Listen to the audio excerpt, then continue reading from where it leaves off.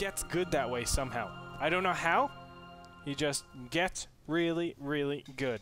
And I think Vibe definitely is going to do well here. As they're exchanging some words. Heated words. Spacebar is broken. Apparently. Oh. I hate when people talk about like their builds in a joking manner, because I don't know how serious I can take it. Because what if Sheth actually was 6 pooling? And then like Vibe thought he was joking when Hatch first and just lost.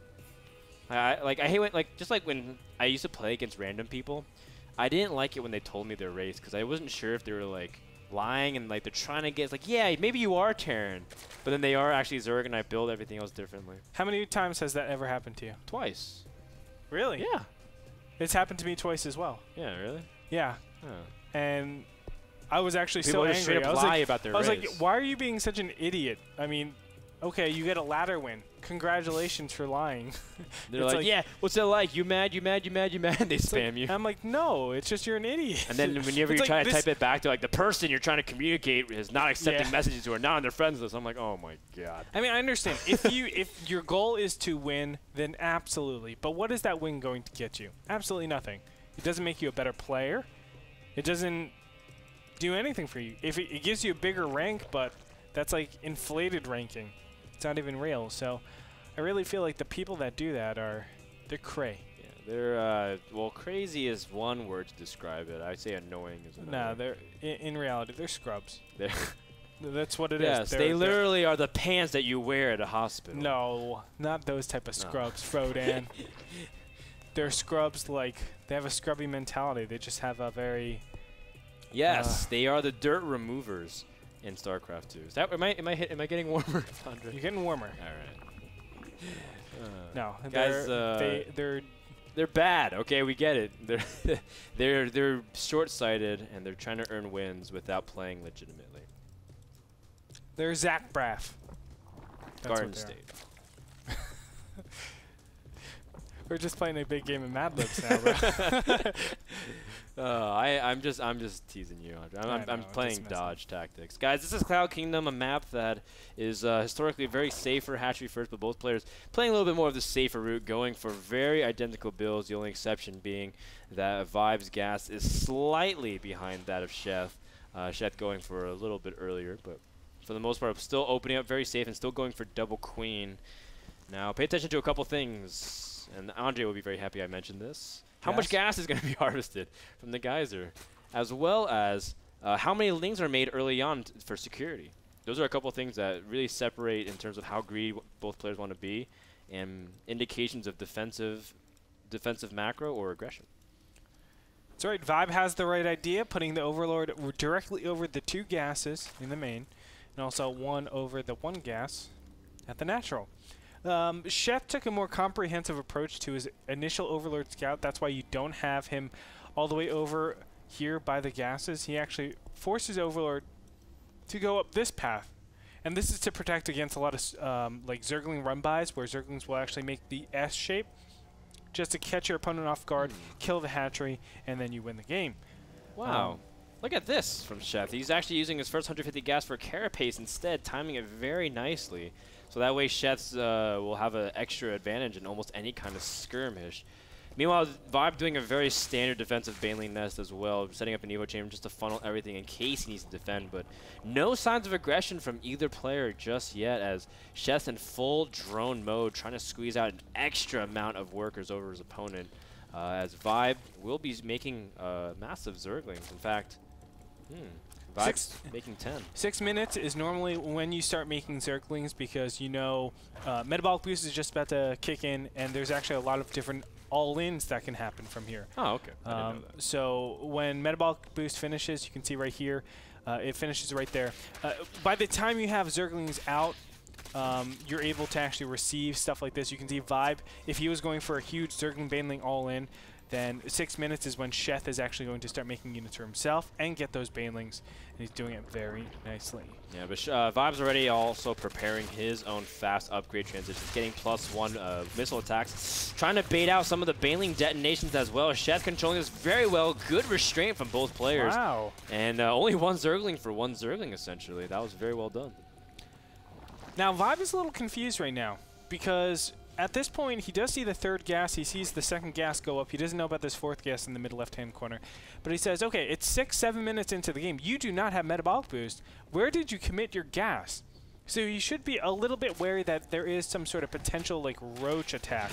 Oh, that's Baneling detonations. God. 4 Banelings, not bad. 5 Baneling, or excuse me, 6 drones from that engagement. Very nicely done. Let's go ahead and look at the income tab. 43 to 34 in favor of Vibe. That's a 9 drone difference. And Vibe is going to open this up very, very safe. I like where he's going, getting the Roach Warren, scared that there is some sort of huge attack coming. In fact, he sees a lot of Zerglings, but they have +1 Carapace.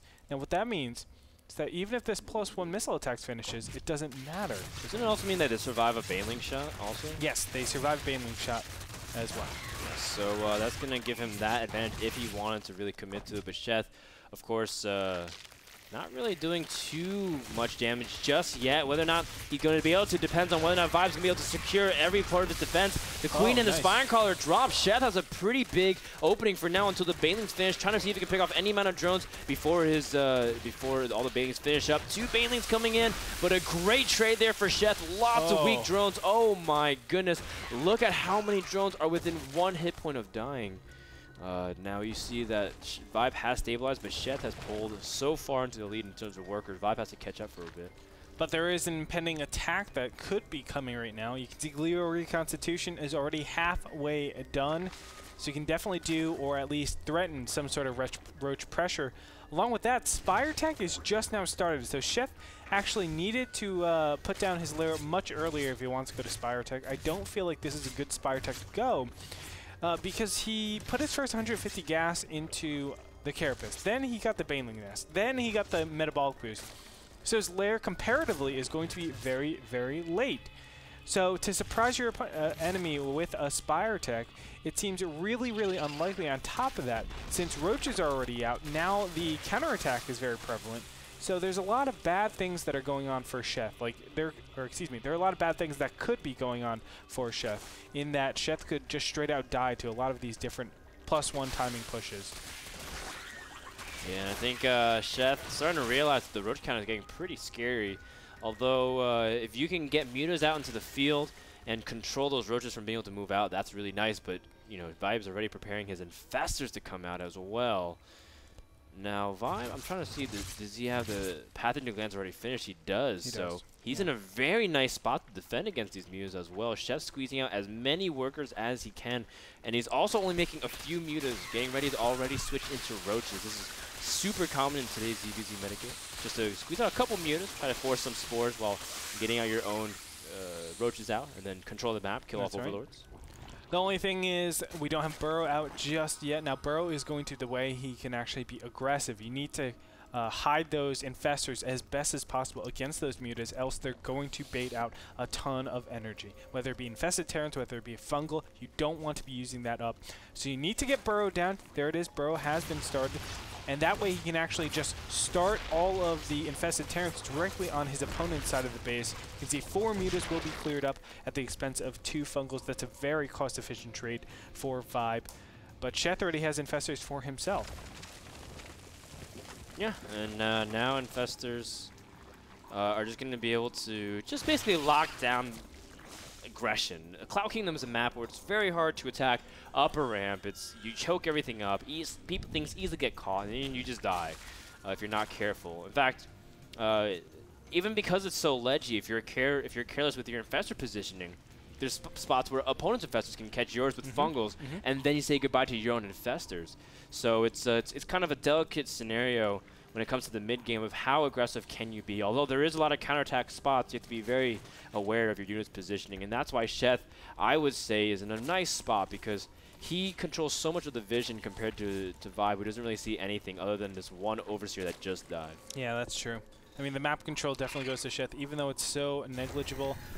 Having this watchtower actually is very, very helpful because it just lets him know that nothing is out on the map. Also, look at Overlord coverage. You see nothing out in the field for Vibe. That's an effect of those mutas having to just retreat every single one of those Overlords. Really puts Vibe in the dark. and it forces him to be super defensive, where Sheth is the one that's being aggressive, taking his expansion, trying to get his 4th base, and from here actually switching over to Hydras. Wow, interesting. Really quick Hydras. Yeah, I don't know what to think of this. In my gut, I feel like it's a little bit too early, but my mind is still open to it. Like, I don't mind it right now. It's he's got 14 roaches onto the field, so it's not like he has a strong core army where you're starting to implement Hydras. It's that Sheth still has lots of supply room, and it's a lot of early gas investment. Hydras are very expensive, basically doubling the cost of roaches essentially because of the gas count. You see the infestors are moving out for Vibe. Let's take a unit inventory check. 9 to 8 infestors, so pretty much coming down to who can position their army slightly better and who is going to overextend first.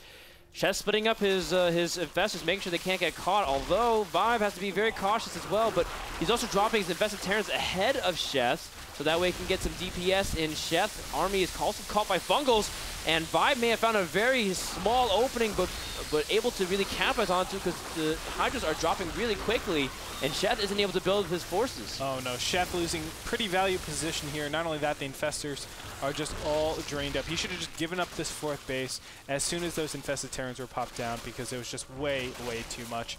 I felt like Sheth, if he wants to do this and have, or excuse me, incorporate Hydras, he needs to actually throw out mostly infested Terrans and not actually use a lot of fungal growth because you need more tanking damage, right? So use those infested Terrans to tank the damage, and then your Hydras are going to be the ones doing damage. So Vibe picks up a really nice win right there. He does have the supply lead as we speak, 183 to 146, and he's just going to go ahead and repair all of those roaches by burrowing them up.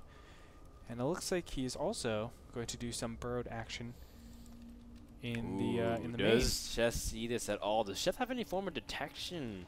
Other than that one overseer that was perusing around the base, he does have infestors out, but this burrowed roach squad is going to be a nuisance because now that's just going to give Vibe more map presence because Sheth's going to be bouncing back between the bases. Vibe can kind of take control of towers and force another attack on an expansion. Oh my, these roaches are going really deep.